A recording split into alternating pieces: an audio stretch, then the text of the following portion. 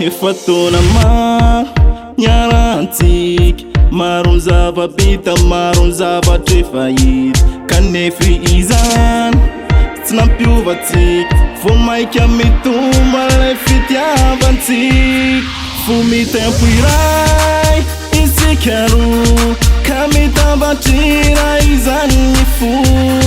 Fa ianao rery no atondoha, nizanizy kozy amfiarantsika roa, efa fo mitempo iray.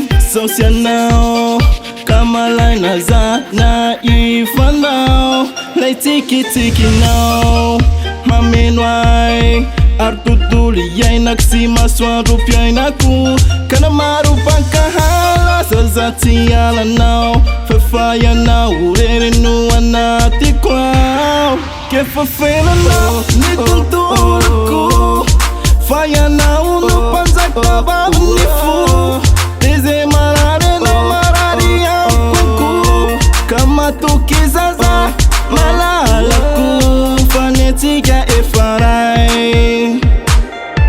Natambatry iray de nalatra ny ray, fo mitempo iray isika roa, ka mitambatry iray izany ny fo. Fa ianao rery no atondoha, nizanizy kozy ny amfiarantsika roa, efa fo mitempo iray.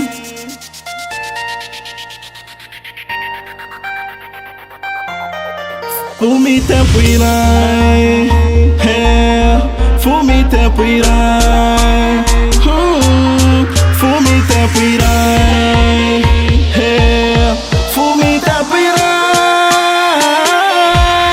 fo mitempo iray isika roa, ka mitambatry iray izany ny fo. Fa ianao rery no atondoha, nizanizy kozy ny amfiarantsika roa,